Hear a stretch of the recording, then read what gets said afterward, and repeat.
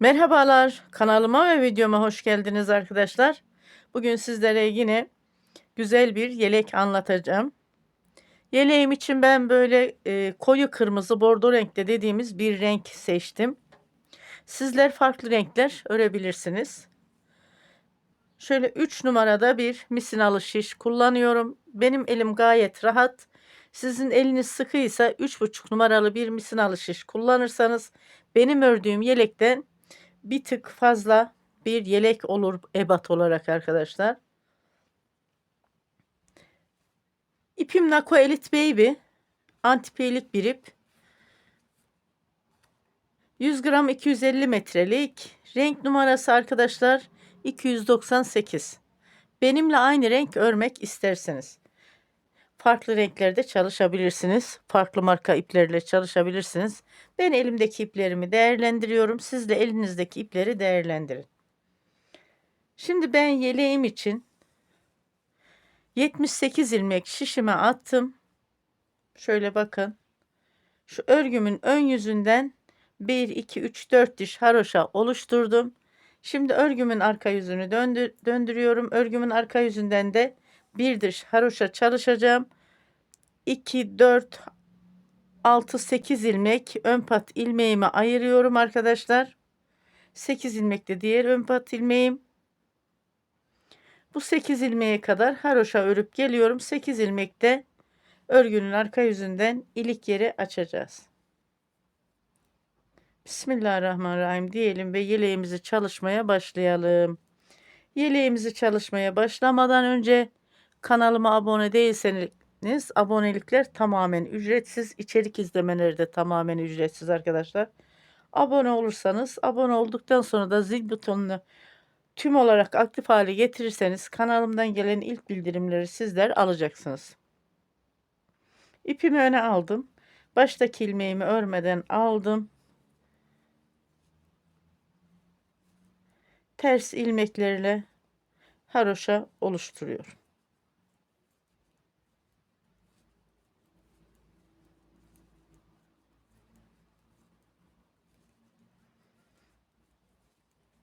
Zaman kaybı olmasın diye arkadaşlar ben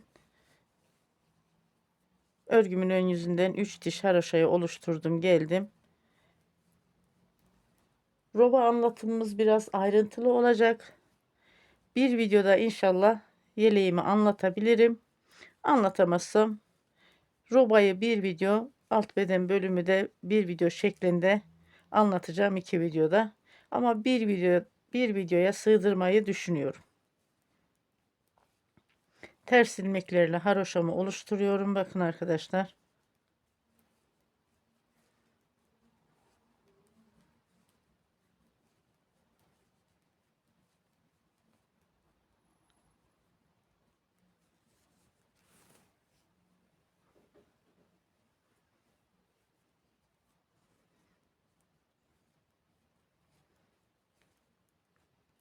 Sıra sonundaki 8 ilmeğe kadar haroşamızı oluşturalım.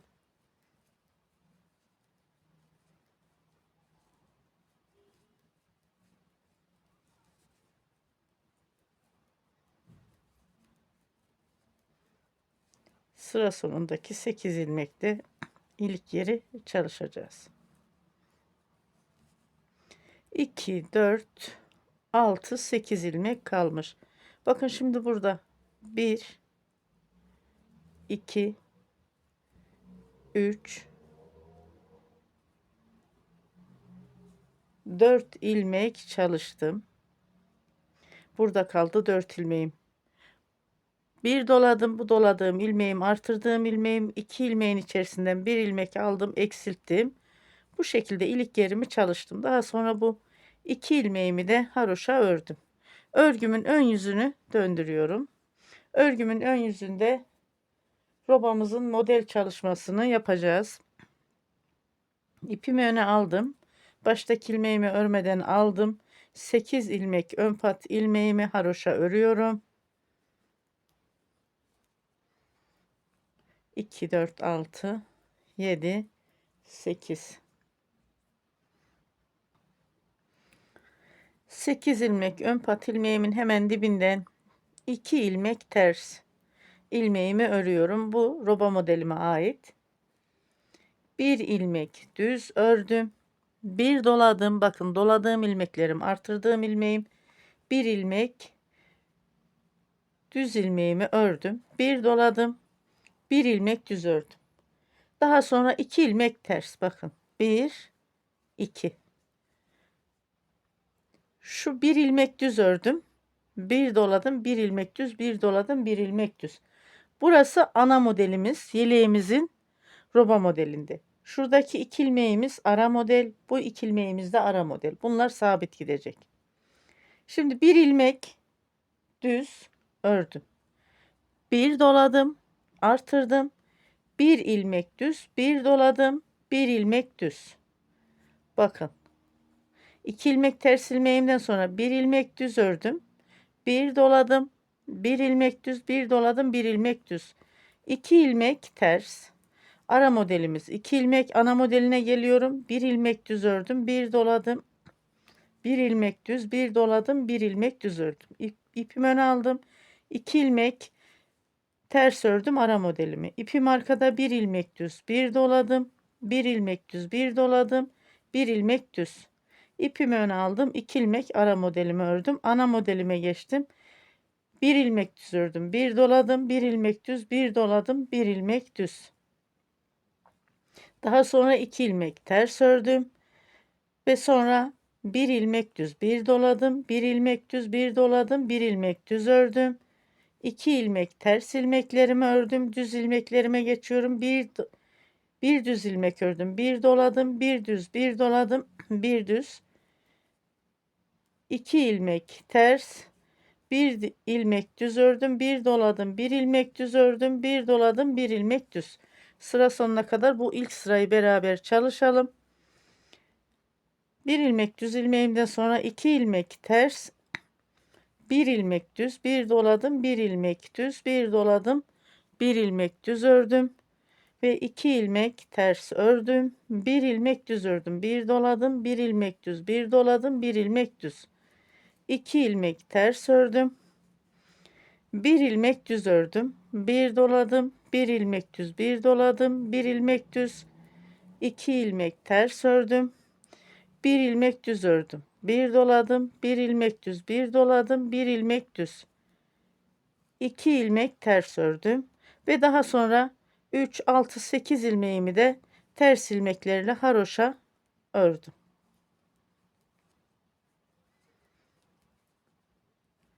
Robamızın modelinin ilk sırasını kurduk. Şimdi ilk sırada çok belli değil ama kaç tane yaprak olacak onu sayacağım. 1, 2, 3, 4, 5, 6, şu ajurlu kısma bakıyorum. 7, 8, 9, 10, 11, 12 yaprak var robamızda. Şimdi örgümün arka yüzünü döndürüyorum. Bakın ipimi ön aldım. Baştaki ilmeğimi örmeden aldım. Baştaki ilmeğimle beraber 8 ilmek ön pat ilmeğimi haroşa ördüm. Daha sonra örgünün arka yüzünde ilmekleri gördüğüm şekilde örüyorum. Haroşa ilmeklerimden hariç.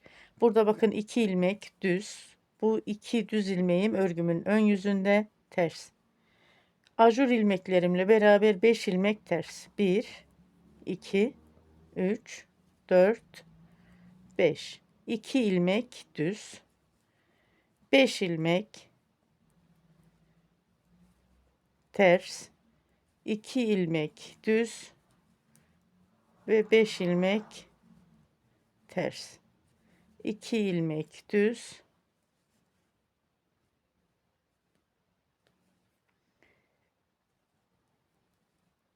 Şöyle 2 ilmek düz.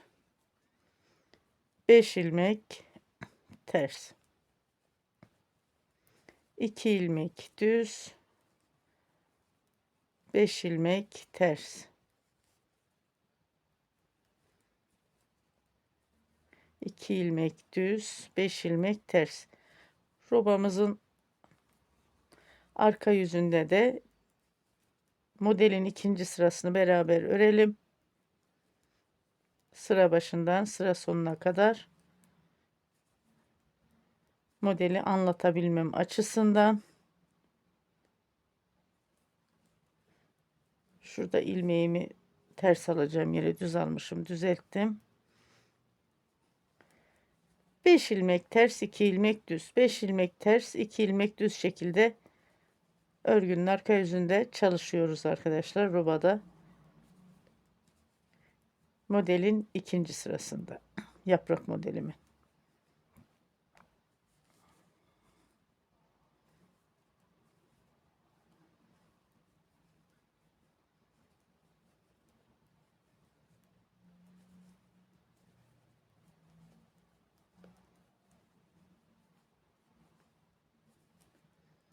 Sıra sonuna kadar bakın geldik. Şu son 2 düz ilmeğim, daha sonra 8 ilmek ön pat ilmeğimi haroşa örüyorum.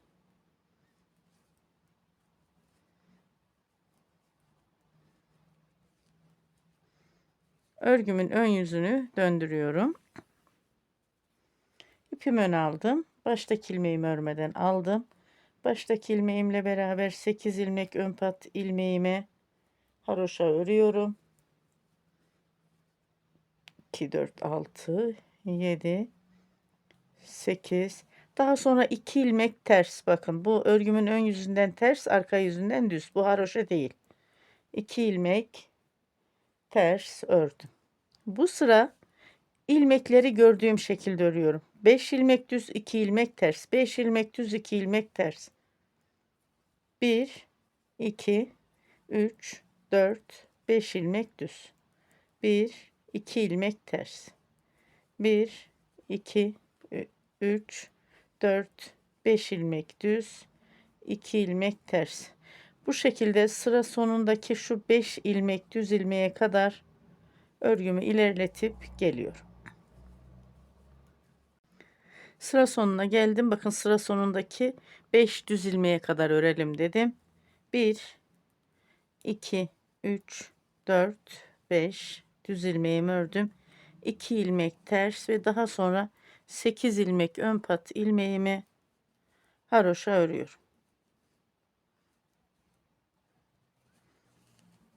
Örgümün arka yüzünü döndürüyorum. Baştaki ilmeğimi örmeden aldım. Bakın ipimi öne aldım. Baştaki ilmeğimi örmeden aldım.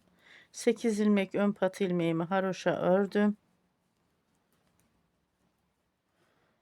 3 6 8. Şimdi 2 ilmek düz, 5 ilmek ters. 2 ilmek düz, 5 ilmek ters. Örgünün arka yüzünden 8'er ilmek ön pat ilmeklerim hariç ilmekleri gördüğüm şekilde örüp geliyorum. Örgümün arka yüzünden ilmekleri gördüğüm şekilde ördüm geldim. 8 ilmek ön pat ilmeğimi de haroşa ördüm. Örgümün ön yüzünü döndürüyorum. İpimi öne aldım. Baştaki ilmeğimi örmeden aldım. 8 ilmek ön pat ilmeğimi haroşa örüyorum.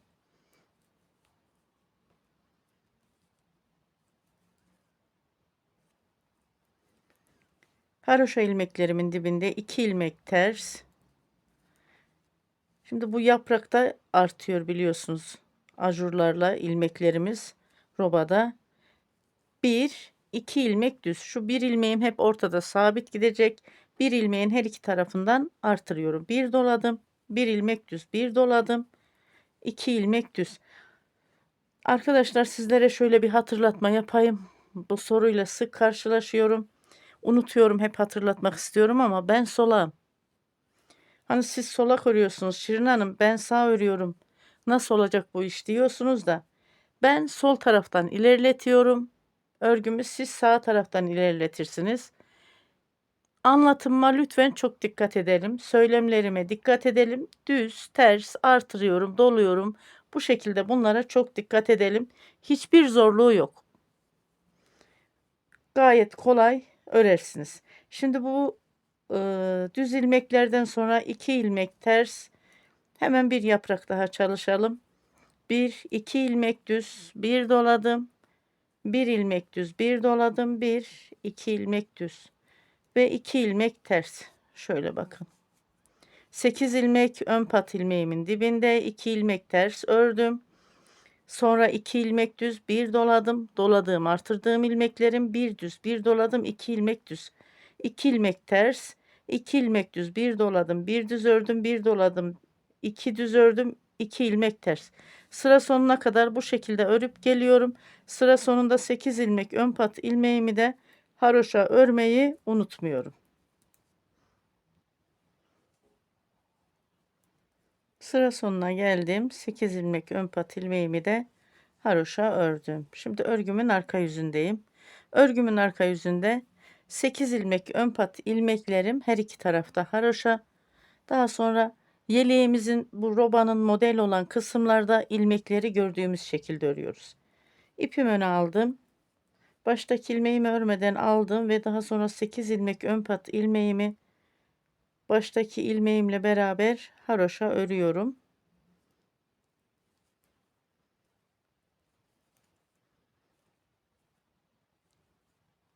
8 ilmek haroşamı ördüm. 2 ilmek düz, 1 2 3 4 5 6 7 ilmek ters. 5 ilmeğimiz 7 ilmek oldu. Çünkü burada doladığımız ilmeklerle artırdık ya. 2 ilmek düz. Bu şekilde sıra sonuna kadar örgümü ilerletip geliyorum. Sıra sonunda 8 ilmek ön pat ilmeğimi de haroşa örmeyi unutmuyorum. Sıra sonuna geldim. Sıra sonunda da 8 ilmek ön pat ilmeğimi haroşa ördüm ve örgümün ön yüzünü döndürüyorum. İpimi öne aldım. Baştaki ilmeğimi örmeden aldım. 8 ilmek ön pat ilmeğimi baştaki ilmeğimle beraber haroşa ördüm. Haroşa ilmeklerimin dibinde 2 ilmek ters. Bu sıra artırma işlemimiz yok. 7 ilmek düz. 1 2 3 4 5 6 7 2 ilmek ters. 1 2 3 4 5 6 7 ilmek düz. Bu şekilde sıra sonuna kadar gidelim. İlmekleri gördüğümüz şekilde örerek sıra sonunda 8 ilmek ön pat ilmeğimi haroşa örüyorum. Daha sonra örgümün arka yüzünü döndürüyorum. Örgümün arka yüzünde 8 ilmek kenar pat ilmeklerimi haroşa örüyorum. Diğer model bölümündeki ilmeklerimi de gördüğüm şekilde düz ilmeği düz, ters ilmeği ters şeklinde örüp geliyorum. Örgümün ön yüzünden ilmeklerimi gördüğüm şekilde ördüm. Arka yüzünden de gördüğüm şekilde ördüm. 8'er ilmek ön pat ilmeklerimi de haroşa ördüm. Şimdi tekrar örgümün ön yüzündeyim. İpimi öne aldım. Baştaki ilmeğimi örmeden aldım. Baştaki ilmeğimle beraber 8 ilmek ön pat ilmeğimi haroşa örüyorum. 2 ilmek ters, 8 ilmek ön pat ilmeğimden sonra şimdi bu sıra yine artırma işlemi yapıyoruz. Bakın yaprakta görüyor musunuz? İlmeklerimiz çoğalıyor. 1 2 3 düz ilmeğimi ördüm. 1 doladım, 1 ilmek düz, 1 doladım, 1 2 3 ilmek düz. Bakın. Şu ortadaki bir ilmeğin biz var ya sabit ilmeğimiz. Hep her iki tarafından önünden ve arkasından dolayarak ilmek artırıyorum. Şimdi bu yaprağa çalıştık değil mi? 2 ilmek ters. Daha sonra 1 2 3 ilmek düz. 1 doladım, 1 ilmek düz, 1 doladım, 1 2 3 ilmek düz ve 1 ilmek ters. Şimdi robadaki modelimizin mantığını anladık. Daha fazla anlatmaya gerek duymuyorum. Bu şekilde 6 ajur çalışıp geliyorum. Bakın 1 2 ajur çalıştım. Şu anda 3. ajuru çalışıyorum. Yalnız örgünün ön yüzünden ajuru çalıştım değil mi? Arka yüzünden ilmekleri gördüğüm şekilde örüyorum. Tekrar ön yüzünden gördüğüm şekilde örüyorum. Tekrar arka yüzünden gördüğüm şekilde örüyorum. Daha sonra tekrar artırım yapıyorum. Hani tıpkı şu 2 ajurdaki çalıştığım gibi. 6 ajur çalışıp geliyorum. Kenar pat ilmeklerimi, 8 ilmeklerimi de haroşa örmeyi unutmuyorum. Örgünün ön yüzünden 1 2 3 4 5 bakın haroşa dişi olmuş. 15 haroşa dişinde bir de ilik yeri açıyorum. Şimdi ben 6 ajur çalışıp geleyim. Daha sonra yaprakları kapatacağız. O 6 ajurdan sonra şu ara modelleri de ters olan ilmekleri de düz olarak açacağız. Robanın yaprakta 6 ajur çalıştım geldim. Ajurları sayalım: 1 2 3 4 5 6. Yaprağımızın ilmek sayısını da sayalım: 2 4 6 8 10 12 14 15. Evet, tek sayı olacaktı. 15 ilmekte ilmek sayımız. Örgümün ön yüzündeyim. İpimi öne aldım. Baştaki ilmeğimi örmeden aldım. 8 ilmek ön pat ilmeğimi haroşa örüyorum. 2 4 6 8. Şimdi burada şu ters olan ilmeğimi düz örüyorum. Bakın. 1 2. Bir doladım, artırdım. Yaprakları topluyoruz artık. Buradaki ters olan ilmeği düz olarak örüyorum. Burayı açıyoruz. Şu ara model açılıyor, ana model toplanıyor. Bakın, bir doladım. 2 ilmeğin içerisinden bir ilmek aldım. Benim ilmeğim düzdü, ilmek yönü döndürmedim. Sizin ilmeğiniz ters geliyorsa döndürebilirsiniz. Şimdi şu aradaki ilmekleri sayıyorum: 1 2 3 4 5 6 7 8 9 10 11 ilmek. 15 ilmekti ya, burada 2 ilmeğin içerisinden bir ilmek aldım. Daha sonra 11 ilmek düz ilmeğimi ördüm. Şu 2 ilmeğin yönünü değiştirdim. İlmeklerim düzgün olsun diye şişimi arkadan taktım. 2 ilmeğin içerisinden bir düz ilmek aldım. Bir doladım. 1 2 ilmek düz ördüm. Ters ilmeklerimi düz örüyorum artık. Bir doladım. 2 ilmeğin içerisinden bir ilmek aldım. Burada 2 ilmeğimi topladım. Bakın, doladım, artırdım. 2 ilmeğin içerisinden bir ilmek aldım, eksilttim.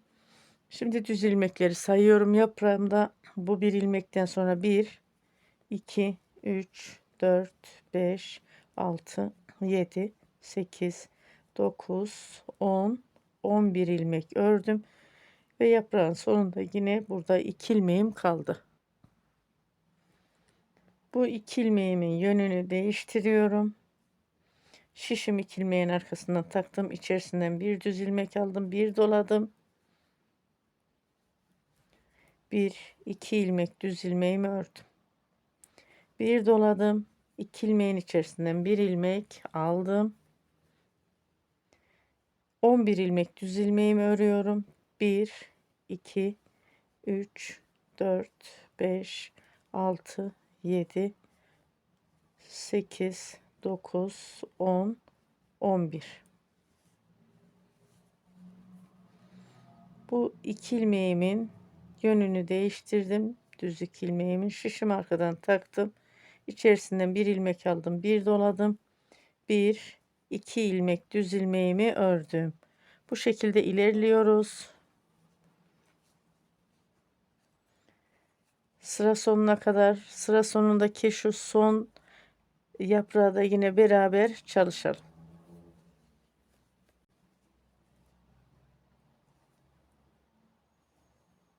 Sıra sonundaki son yaprağa geldim. Bunu da beraber çalışalım dedim. Burada 2 ilmek düz ördüm. Ters ilmeğimi düz olarak ördüm. Bir doladım.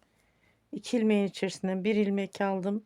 Düz olarak sonraki düz ilmeklerim 1 2 3 4 5 6 7 8 9 10 11 ilmek düz ilmeğimi ördüm. Yaprağın sonundaki 2 ilmeğin yönünü değiştirdim. Şişimi arkadan taktım. İçerisinden bir düz ilmek aldım.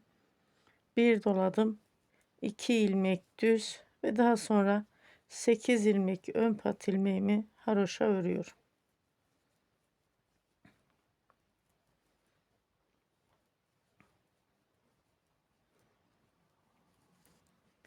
Örgümün arka yüzünü döndürüyorum.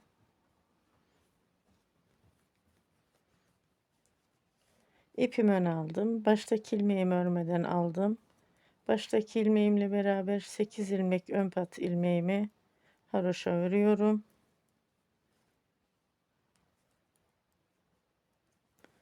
Artık bundan sonra robada haroşa kısmına kadar, kol ve beden ayrımı için haroşa çalışacağım ya, o kısma kadar örgünün arka yüzünden tüm ilmekleri ters örüyorum. Sıra başından sıra sonuna kadar 8 ilmek ön pat ilmeklerim de ters, biliyorsunuz arkadaşlar. Şimdi sıra sonuna kadar bütün ilmeklerimi ters örüp geliyorum. Ajur ilmeklerim de ters. Örgümün arka yüzünden tüm ilmeklerimi ters ördüm, geldim. Örgümün ön yüzünü döndürdüm. Bakın, ipimi öne aldım. Baştaki ilmeğimi örmeden aldım. 8 ilmek ön pat ilmeğime haroşa ördüm. 2 4 6 7 8 8 ilmek haroşa ilmeğimin dibinden 3 ilmek düz. 1 2 3 bir doladım. 2 ilmeğin içerisinden bir düz ilmek aldım. Yaprağı topluyoruz dedim ya arkadaşlar. Daha sonra yaprağın şu son 2 model kalana kadar düz ilmeklerimi örüyorum. Hem de sayıyorum. Bakın, 1 2 3 4 5 6 7 8 9 9 ilmek ördüm. 2 ilmek düz ilmeğim kaldı. Bu 2 ilmeğimin yönünü değiştirdim. Şişimi arkadan taktım. 2 ilmeğin içerisinden bir düz ilmek aldım. Bir doladım. 1 2 3 4 ilmek düz ördüm. Bir doladım. 2 ilmeğin içerisinden bir düz ilmek aldım.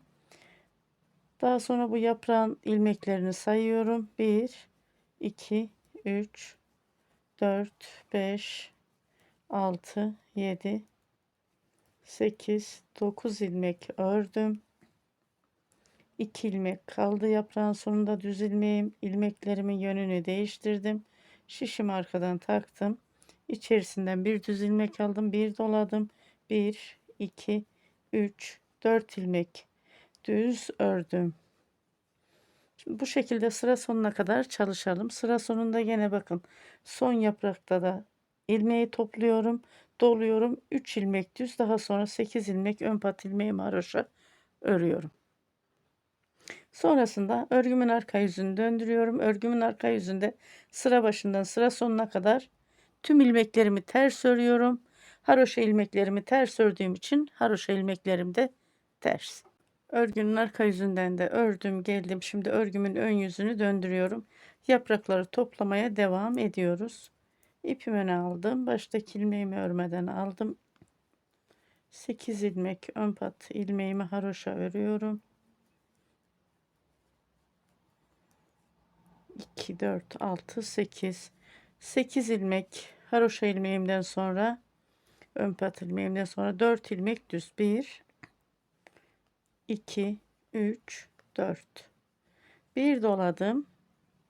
2 ilmeğin içerisinden bir düz ilmeğimi aldım. 1 2 3 4 5 6 7 ilmek düz ilmeğimi ördüm. Bakın, yaprağın sonunda 2 ilmek düz ilmeğim var. O 2 ilmeğin yönünü değiştirdim. Şişimi 2 ilmeğin arkasından taktım. İçerisinden bir ilmek aldım. Bir doladım. 1 2 3 4 5 6 ilmek düz ördüm. Bir doladım. 2 ilmeğin içerisinden bir ilmek aldım. Bu şekilde devam edelim. Hani yaprağın toplanırken mantığını anladık. Örgümün ön yüzünden işlem yapıyoruz. Bakın 4 ilmek düz ördüm. Haroşanın dibinden bir doladım, artırdım.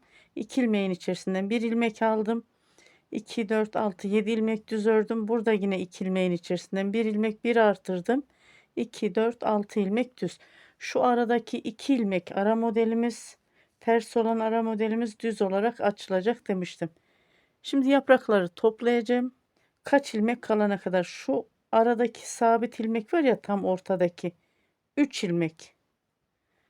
3 ilmek kalana kadar yaprakları toplayıp geliyorum. Yaprakta 3 ilmek kalana kadar çalışıp geleyim dedim. Yaprakta 3 ilmek kaldı.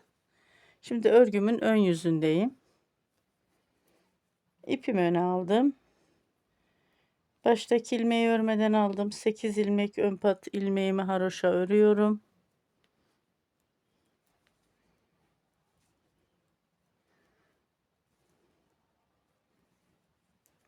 Daha sonra düz ilmeklerimi sayıyorum. Bakın şu ajur ilmeğime kadar haroşanın dibinden 1, 2, 3, 4, 5, 6, 7, 8 ilmek düz ilmeğimi ördüm.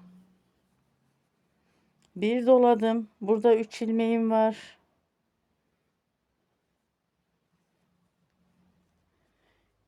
Üç ilmeğimi bu şişime aldım. Şu 2 ilmeğimi arkadan taktım şişime. Bir ilmeğimi önden şöyle geçirdim. Burada düzenli bir ilmek olsun diye 3 ilmeğin içerisinden bir ilmek aldım.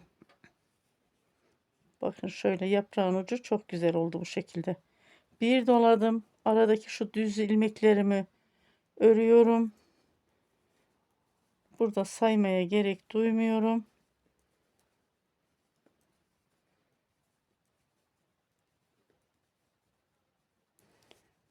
3 ilmeğime kadar geldim. Bir doladım. Bu 3 ilmeğimi bu şişime aldım. Diğer şişim bakın arkadan bu 2 ilmeğime taktım.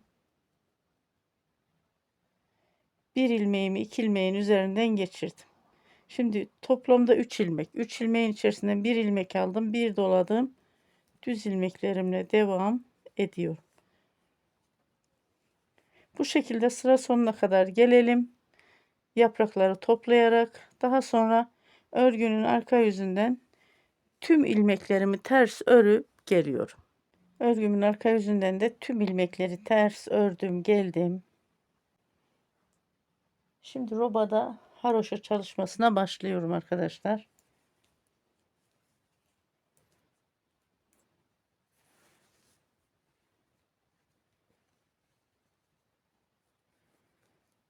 İpimi öne aldım ve baştaki ilmeğimi örmeden aldım.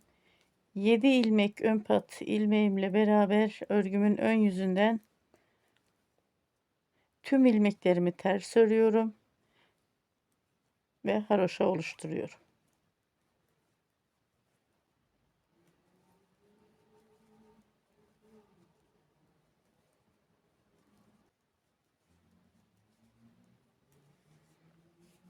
Örgümün ön yüzünden bakın ben bir sıra haroşa oluşturuyorum. Eğer sizin yapacağınız yelek belki benden bir tık büyük olacaktır, öyle istiyorsanız roba gözünüzde dar görünüyorsa örgünün ön yüzünden bir sıra düz, arka yüzünden bir sıra ters örüp daha sonra bu haroşa çalışmasına başlayabilirsiniz. Ben şimdi bu şekilde örgümün ön yüzünden 3 sıra haroşa oluşturup geleceğim. 4. sıra haroşada kol ve beden ayrımını yapacağız. Arka yüzünden de haroşa örüyorum, ön yüzünden de. Haroşa ilmeklerimi tekrar ediyorum. Ters ilmeklerle örüyorum. Örgünün ön yüzünden 3 sıra haroşayı oluşturup geliyorum arkadaşlar. Robada 3 sıra haroşayı tamamladım, geldim. İlmek sayılarını da vereyim mi sizlere arkadaşlar? Şöyle bakın. Örgümün ön yüzünden 3 sıra haroşa çalıştım. Arka yüzünden de çalıştım. Şimdi bir ön yaka 35 ilmek. Kol 45 ilmek. Yeleğimizin arka sırt bölümü 61 ilmek. Diğer kol 45 ilmek ve diğer yaka 35 ilmek. toplamda elimde 221 ilmeğim var.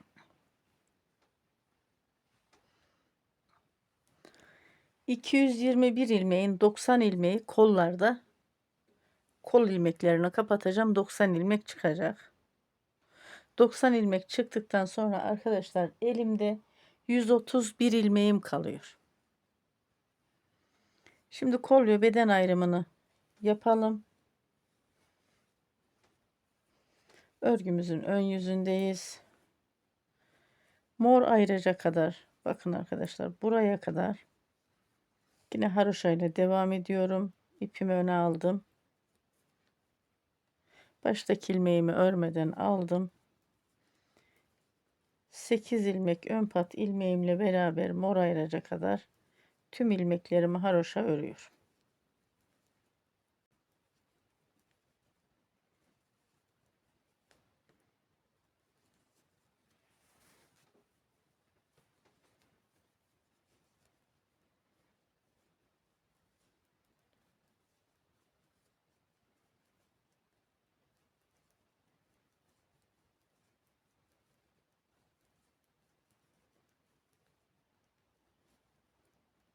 Haroşa ilmeklerle devam ettim ve mor ayracıma geldim. Ayraçlarla ilmek sayılarını böyle aralara işaretledim ki kol ve beden ayrımını çalışırken tekrar ilmek saymaya gerek duymayayım diye. Şimdi bu ayracı çıkarıyorum. Haroşa olarak kapatacağım arkadaşlar ilmeklerimizi. İpimi öne aldım. Bakın 2 ilmeğin içerisinden bir ilmek aldım. Burası 35 ilmek. Daha sonra bu ilmeğimi diğer şişime taktım. İpim önde. Pardon, dilim sürçtü. 2 ilmeğin içerisinden bir ilmek aldım. İlmeğim çıktı, onu düzelteyim. Bu ilmeğimi diğer şişime taktım. Bakın arkadaki ilmekle beraber 2 ilmeğin içerisinden bir ilmek aldım. Çok sıkı kapatmayalım. Kol ağzı kasar.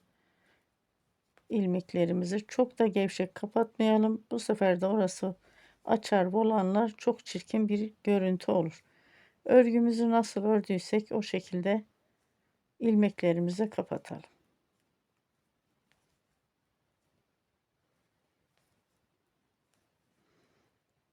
Bu şekilde bir sıra haroşa sırası elde etmiş oldum.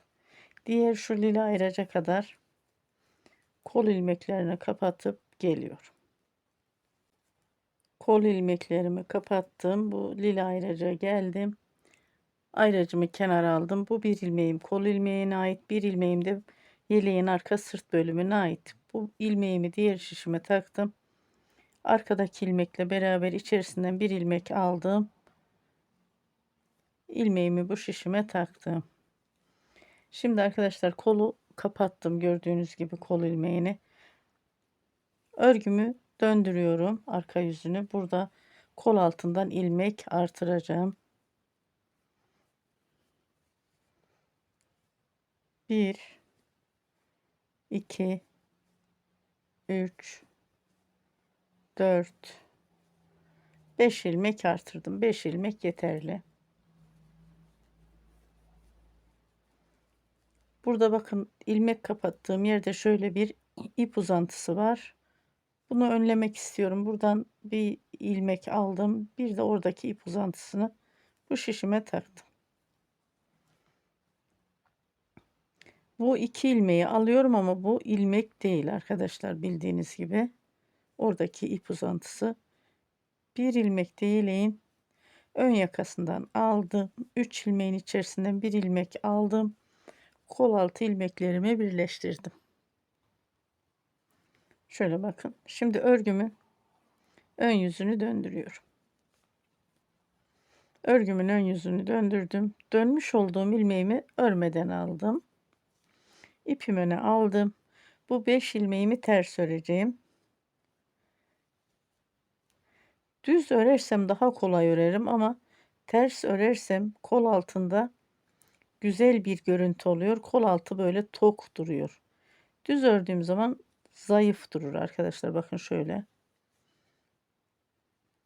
Sonra bakın burada şöyle bir açıklık oluyor. Şu şekilde örerim.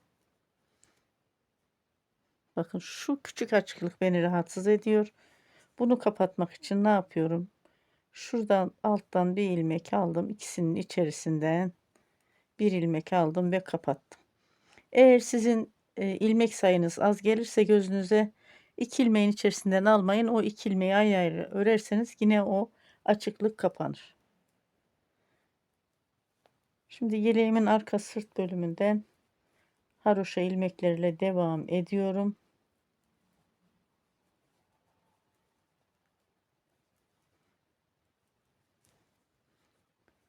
Nereye kadar? Diğer kola kadar. Şimdi bu kolda aynı işlemi yapacağım. Şimdi bu kolda nasıl çalıştıysam bu kolda da aynı şekilde çalışacağım. İlmeklerimi kapatıyorum. Haroşa olarak dönüyorum. 5 ilmek artırıyorum. Kol altını birleştiriyorum. Dönüyorum. O 5 ilmeğimi ters ilmeklerle örüyorum ve sıra sonuna kadar haroşa olarak sıramı tamamlıyorum. İlk kolda ne çalıştıysak ikinci kolda da aynı şekilde çalışacağız.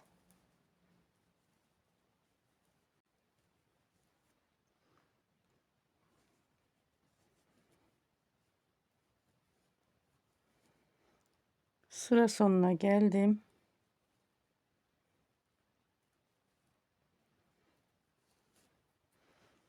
Şöyle bakıyoruz arkadaşlar. Bakın kol ilmeklerini altta ördüm, birleştirdim.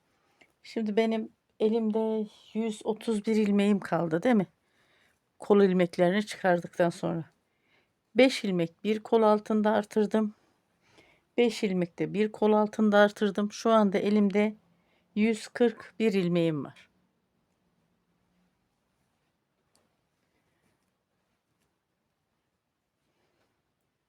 Örgümün arka yüzünden tüm ilmeklerimi ters öreceğim. Buna 8 ilmek ön pat haroşa ilmeklerim de dahil olmak üzere haroşalarımı ters örüyorum, biliyorsunuz. Şöyle örgünün ön yüzünden model çalışacağız. Örgünün arka yüzünden örerken ilmek sayılarımı da sayayım modelime göre arkadaşlar. Eksik ya da fazla olursa modeli koyarken size söylerim. Hani şu kadar ilmek fazlaydı, eksilttim, ya da şu kadar ilmek eksikti, artırdım diye o bilgiyi size veririm inşallah Allah'ın izniyle. Şimdi örgümün arka yüzünden tüm ilmekleri ters örüp sıra sonuna kadar geliyorum. Örgümün arka yüzünden tüm ilmeklerimi ters ördüm, geldim. Modelime de ilmek sayım denk geldi arkadaşlar. Toplamda 141 ilmeğim var yeleğimde. İpimi öne alıyorum. Baştaki ilmeğimi örmeden alıyorum. 8 ilmek ön pat ilmeğimi haroşa örüyorum.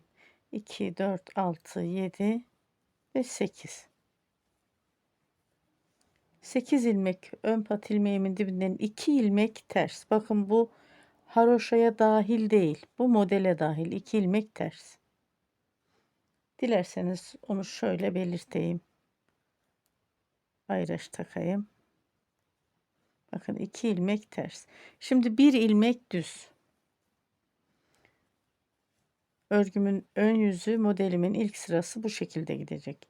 2 ilmek ters. 1 ilmek düz. 2 ilmek ters. 1 ilmek düz. 2 ilmek ters. 1 ilmek düz. 2 ilmek ters. 1 ilmek düz. 2 ilmek ters. 1 ilmek düz. Bu şekilde sıra sonuna kadar gidelim. Şu anda pek belirgin bir şey yok ama 2 ilmek ters, 1 ilmek düz, 2 ilmek ters, 1 ilmek düz, 2 ilmek ters, 1 ilmek düz şeklinde sıra sonuna kadar geliyoruz. Sıra sonunda 8 ilmek ön pat ilmeğimin dibinde 2 ilmek ters ilmeği yine beraber örelim. Sıra sonuna geldim. Sıra sonundaki son 2 ilmeğimi ters örüyorum. Bakın, bir ilmek düz, 2 ilmek ters. Şöyle buraya da ayrıca takayım ve 3 6 8 ilmek haroşa ilmeğimi örüyorum örgümün ön yüzünden. Şu ters ilmekleri ayırabilmek adına oraya ayracımı taktım arkadaşlar.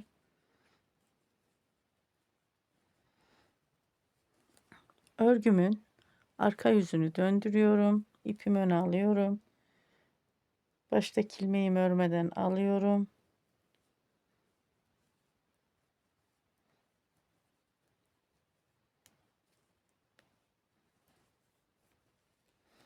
Ve 8 ilmek ön pat ilmeğimi haroşa ördüm. Ayracımı böyle alıyorum. 2 ilmek düz. Örgünün arka yüzünden 2 ilmek düz. Bu 2 ilmeğim örgünün ön yüzünden ters. 1 ilmek ters. 2 ilmek düz. 1 ilmek ters. 2 ilmek düz. 1 ilmek ters. 2 ilmek düz şeklinde örgümü ilerletiyorum. Nereye kadar? Sıra sonuna kadar. Bakın, sıra sonunda da yine 3 6 8 ön pat ilmeğimin dibinde 2 ilmek düz ilmek öreceğim. O 2 düz ilmeğe kadar örüp geliyorum. Örgümün arka yüzünden de ördüm geldim. Son şu 2 ilmeği beraber örelim dedim. Ön pat ilmeğimin dibinde 2 ilmek düz ördüm. Ayracımı aldım diğer şişime. 8 ilmek ön pat ilmeğimi haroşa örüyorum.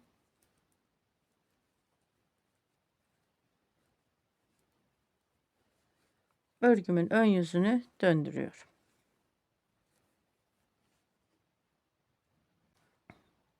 Örgümün ön yüzünde devam ediyorum. Bakın, ipimi öne aldım. Baştaki ilmeğimi örmeden aldım. 8 ilmek ön pat ilmeğimi haroşa örüyorum. Bu ayracımı artık çıkarıyorum çünkü ters ilmeğim belli oldu. 2 ilmek ters. Düz ilmeğimden ahududu modelimizi çalışıyorum. Bakın, düz ilmeğimin içerisine şişimi taktım. 1 ilmek aldım. 1 doladım 2. Aynı ilmekten 1 ilmek daha aldım 3. 1 doladım 4. Aynı ilmekten 1 ilmek daha aldım 5. 2 ilmek ters. Buradaki bir düz ilmeğimi ördüm. 2 ilmek ters ördüm. Bakın, aradaki bir düz ilmeğim boş. Bu düz ilmeğim dolu ahududu. Bu ilmeğim boş. Bu ilmeğim dolu olacak ahududu. Şişimi taktım. Bir ilmek aldım ilmeğime. Bir doladım 2. Aynı ilmeğin içerisinden bir ilmek daha aldım 3. Bir doladım 4. Aynı ilmeğin içerisinden bir ilmek daha aldım 5. 2 ilmek ters ördüm. Bir ilmek düz ördüm. 2 ilmek ters ördüm. Bir ilmek düz ilmeğimde ahududu çalışıyorum. Bakın, bir ilmek aldım düz ilmeğimin içerisinden, bir doladım 2. Aynı ilmekten bir ilmek daha aldım 3. Bir doladım 4. Aynı ilmeğin içerisinden bir ilmek daha aldım 5. İlmeğimi şişimden çıkardım. 2 ilmek ters ördüm. Bir ilmek düz ördüm. 2 ilmek ters ördüm. Bir sefer daha çalışalım ahududuyu. Şimdi bu bir ilmeğimin içerisine şişimi taktım. Bir ilmek aldım. Bir doladım 2. Aynı ilmeğin içerisinden bir ilmek aldım 3. Bir doladım 4. Aynı ilmeğin içerisinde bir ilmek aldım 5. Şişimden ilmeğimi çıkardım. 2 ilmek ters, bir ilmek düz, 2 ilmek ters. Bu şekilde devam edelim. Bakın, bir düz ilmeğim ahududu, bir düz ilmeğim boş. Bir düz ilmeğim ahududu, bir düz ilmeğim boş. Sıra sonuna kadar bu şekilde çalışıp geliyorum. Örgümü ilerlettim, geldim. Ahududu çalışmalarımı bakın, bir ilmek boş, düz ilmeğin bir ilmek dolu şeklinde Şimdi 2 ilmek ters ördüm. 1 ilmek düz ilmeğimi ördüm. 2 ilmek ters ördüm. Son bir düz ilmeğimi ahududu çalışıyorum bakın. Bir ilmek aldım, ilmeğimin içerisinden bir doladım, 2 aynı ilmekten bir ilmek daha aldım, 3 bir doladım, 4 aynı ilmekten bir ilmek daha aldım, 5 2 ilmek ters ilmeğimi ördüm, ayracımı kenara aldım ve 8 ilmek ön pat ilmeğimi haroşa çalışıyorum.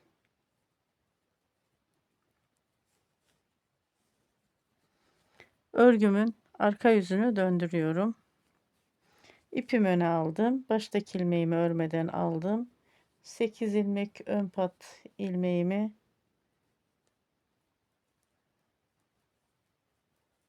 haroşa çalışıyorum.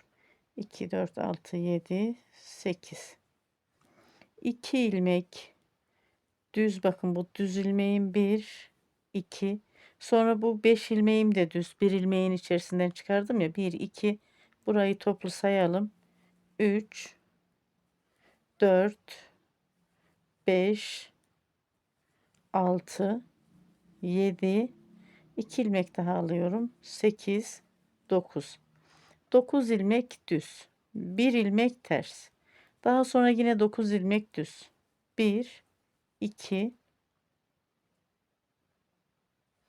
3 4 5 6 7 8 9, 1 ilmek ters. Şimdi bir tane daha hududumuzu yine çalışalım. Düz ilmekleri sayıyorum, 1 2 3, bu bir ilmeğin içerisinden 5 ilmek çıkarttım, 4 5 6 7 8 9 ve bir ilmek ters. Şöyle bakalım, bakın bu şekilde.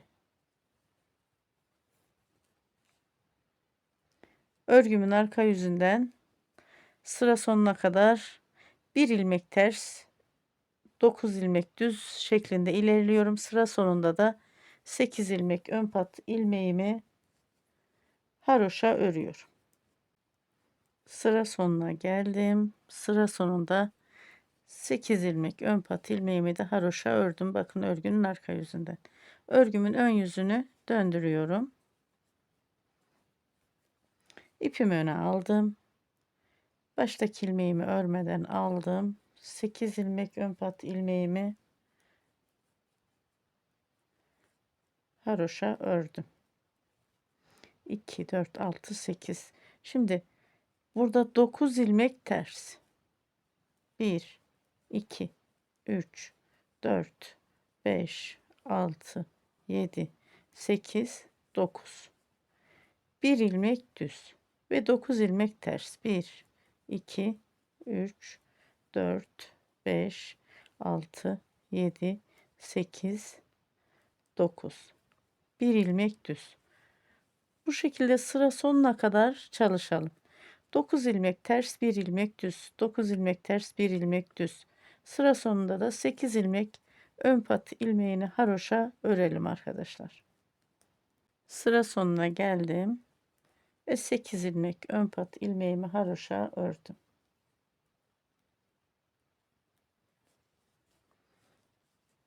Bakın şöyle 2 sıra ters sıra oluştu. Şimdi örgünün arka yüzünü döndürüyorum. Örgünün arka yüzünden de 8'er ilmek ön pat ilmeklerimi haroşa örüyorum.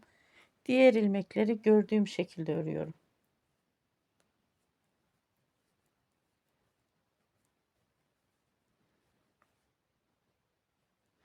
Sekiz ilmek ön pat ilmeğimi ördüm. Bakın ilmekleri gördüğüm şekilde. 9 ilmek düz. 1 2 3 4 5 6 7 8 9, 1 ilmek ters ve 9 ilmek düz. Sıra sonuna kadar bu şekilde ilmekleri gördüğümüz şekilde örüyorum.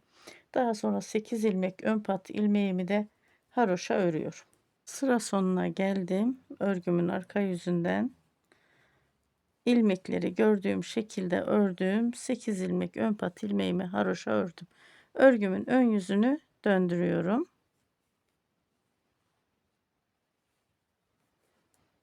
İpimi öne aldım. Baştaki ilmeğimi örmeden aldım.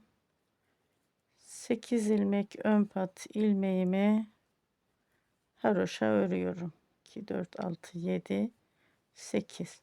Şimdi 9 ilmek ters.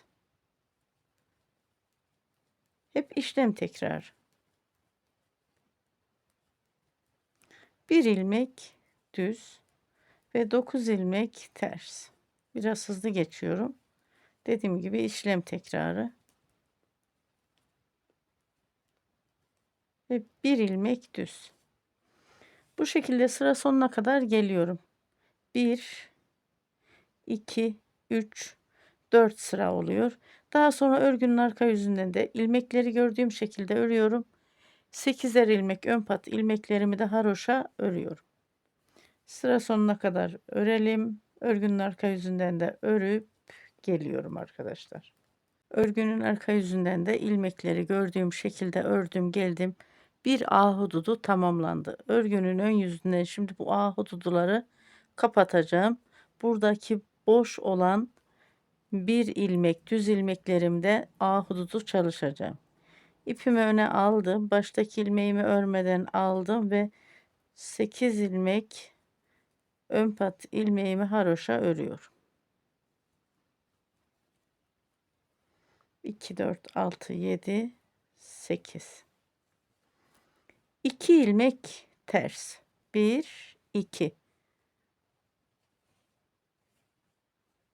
5 ilmek bir ilmeğin içerisinden almıştım değil mi? İpimi arkaya aldım. 1 2 3 4 5.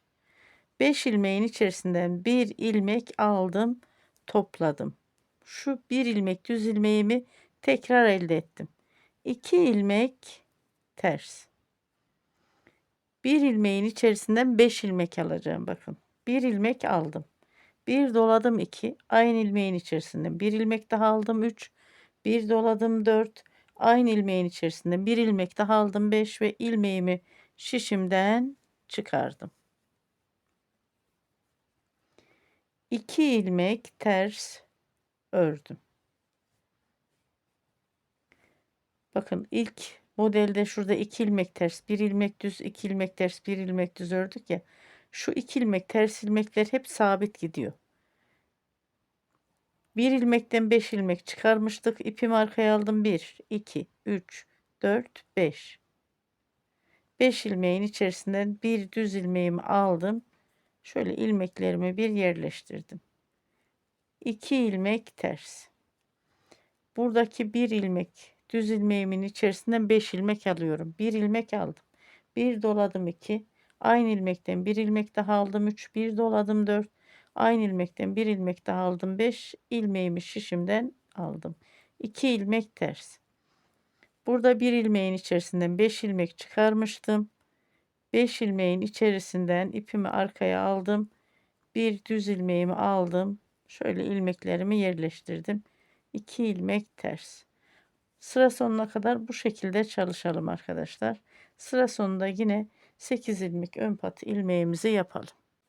Sıra sonuna geldim. Sıra sonunda da 8 ilmek ön pat ilmeğimi haroşa ördüm ve örgümün arka yüzünü döndürüyorum. İpimi öne aldım. Baştaki ilmeğimi örmeden aldım. 8 ilmek ön pat ilmeğimi haroşa örüyorum. 2 4 6 7 ve 8. Şimdi 2 ilmek düz. 1 2. 1 ilmek ters. Daha sonra 2 ilmek düz, 1 ilmek ters ve sonrasında 9 ilmek düz. 1 2 3 4 5 6 7 8 9. Bu 9 ilmeğin 5 ilmeği bir ilmeğin içerisinden çıkıyor biliyorsunuz. 1 ilmek ters, 9 ilmek düz şeklinde devam ediyoruz. Sıra sonunda da hemen şöyle anlatmaya çalışayım. Bakın 9 ilmek düzden sonra 1 ilmek ters, 2 ilmek düz ve 8 ilmek ön pat ilmeği haroşa örüyorum. Sıra sonuna kadar örgümü ilerletip geliyorum. Örgümün arka yüzünden ördüm geldim. İlmekleri gördüğüm şekilde ördüm. 8 ilmek ön pat ilmeğimi de haroşa ördüm. Örgümün ön yüzündeyim. Örgümün ön yüzünde 8 ilmek ön pat ilmeğimi haroşa öreceğim. Burada 2 ilmek ters, 1 ilmek düz. Bu ahududuyu topladım ya arkadaşlar. Sonra 9 ilmek ters, 1 ilmek düz. 9 ilmek ters, 1 ilmek düz.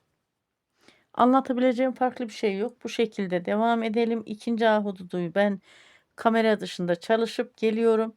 Örgünün ön yüzünde 5 sıra ters sırayı çalışıyoruz. Daha sonra ikinci ahududunun toplama işlemini beraber yapalım. İkinci ahududuyu ben kamera dışında çalıştım. Geldim video dışında, bakın arkadaşlar. Üçüncü modeli beraber çalışalım. Şimdi 15 haroşa sırası oluşacak örgünün ön yüzünde. Arka yüzünden gelirken ilik yeri açacağız demiştim. İlik yerimizi de açtık burada yine. Baştaki ilmeğimi örmeden aldım, bakın. Burası ilik yerimiz. Ve 8 ilmek ön pat ilmeğimi haroşa ördüm. Şimdi 2 ilmek ters. 1, 2. Bu bir ilmeğin içerisinden, düz ilmeğin içerisinden 5 ilmek alıyorum, bakın. Bir ilmek aldım, bir doladım, 2. Aynı ilmeğin içerisinden bir ilmek aldım, 3. Bir doladım, 4. Aynı ilmeğin içerisinden bir ilmek aldım, 5. İlmeğimi şişten çıkardım. 1, 2 ilmek ters ilmeğimi ördüm. İpim arkaya aldım. 1, 2, 3, 4, 5. 5 ilmeğin içerisinden bir düz ilmeğimi aldım ve 2 ilmek ters ördüm. Burada yine bakın, bir ilmek düz ilmeğimin içerisinden bir ahududu çalışacağım. Bir ilmek aldım, bir doladım, aynı ilmeğin içerisinden bir ilmek daha aldım, 3. Bir doladım, 4. Aynı ilmeğin içerisinden bir ilmek daha aldım, 5 ve 2 ilmek ters aldım. Ahududunun bir modelini başlatıyoruz, bir modeli bitiyor. Sıra sonuna kadar bu şekilde öreyim. Sıra sonunda tekrar örgümün arka yüzünü döndürüyorum. Diğer modellerde nasıl çalıştıysak ilmeklerimizi gördüğümüz şekilde aynı şekilde çalışıp geliyorum. Örgünün arka yüzünden de ördüm geldim. Yeleğimizi şöyle bir katlayalım. Duruşuna bir bakalım arkadaşlar. Bakın, yeleğimiz bu şekilde olacak. Yeleğimizin duruşu bu şekilde arkadaşlar. Kol altlarından dilerseniz şöyle genişlik ölçüsünü bir alalım. Tahmini bir ölçü alıyoruz. Yelek biter, düğme dikilir, bize net bir ölçüyü verir. Şu anda 31 santim yeleğimizin beden genişliği görünüyor. Düğmeler dikildiği zaman daha net bir ölçü olur arkadaşlar. Bir ipimiz de bakın bitti. İkinci ipe başlayacağız. Ben şimdi yeleği bitireyim. Etek ucundaki haroşa kısmında öreyim. Düğmeyi dikip geleyim. Kaç yaş için olmuş, orada da hem yine beden genişlik ölçüsünü hem de boy ölçüsünü verelim. Ben tahminen 2 yaş diyorum ama orada bakarız. Yeleği bitirdim. Düğmeleri diktim geldim. 5 adet düğme diktim. Kaç model çalıştık? Şöyle 1, 2, 3, 4, 5, 6, 7, 8, 9 model çalıştım. Şimdi dilerseniz yeleğimizin beden genişliğini ve boy ölçüsünü alalım. Şöyle kol altı ilmeklerinden almak istiyorum, net bir ölçü. 30 santim yeleğimizin beden genişlik ölçüsü. Yelek biter, düğmeyi dikerim. Net bir ölçüyü verir bize demiştim. Şimdi şöyle enseden boy ölçüsünde alalım. Bakın arka enseden basen üstü yani etek ucu 37 santim. Yeleğimiz 2 yaş için uygun. Yeleğimize ne kadar ip gitti? Onu da hemen söyleyeyim arkadaşlar. 2 ipten bu kadar bir ip kaldı bakın. Yani bu yelek için elinizde 2 tane ip bulunsun. Yeleğimizde 2 yaş için uygun. 3 yaşına kadar giyer çocuğumuz. Ben böyle koyu kırmızı bordo renk dediğimiz bir rengi seçtim. Sizler tabii ki farklı renklerde çalışabilirsiniz. Yakamız da harika oldu yeleğimizin. Şimdi bir dahaki videolarda ve bir dahaki projelerde görüşmek üzere diyorum. Hoşça kalın, sağlıklı kalın, Allah'a emanet olun, sevgiyle kalın.